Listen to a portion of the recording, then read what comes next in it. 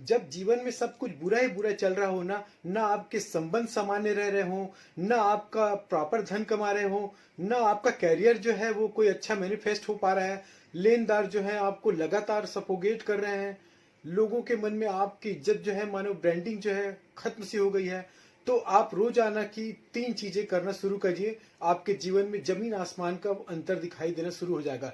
एक तो रोज सुबह घर से निकलने से पहले थोड़ी चीनी और पानी पीकर निकलना शुरू कीजिए। दूसरे, रात के भिगोई हुई हरी दाल, मूंग की साबुत दाल जो है उसको सुबह पक्षियों को डालना शुरू कर दीजिए। और तीसरी जो है, किसी जमीन में एक नीम का पौधा प्लांट कर दीजिए और याद रखिए उस पौधे को आपको पानी दे देकर सींचते हुए बड़ा होते हुए देखना है, इसलिए इसकी केयर करना भी आप ही की जिम्मेदारी है। ये 3 उपाय करिए, फिर देखिएगा किस तरह से आपके दिन बदलते हैं और आपके एफर्ट जो है आपकी बैंक स्टेट में भी दिखाई देने शुरू हो जाएंगे। नमस्कार, राधे राधे।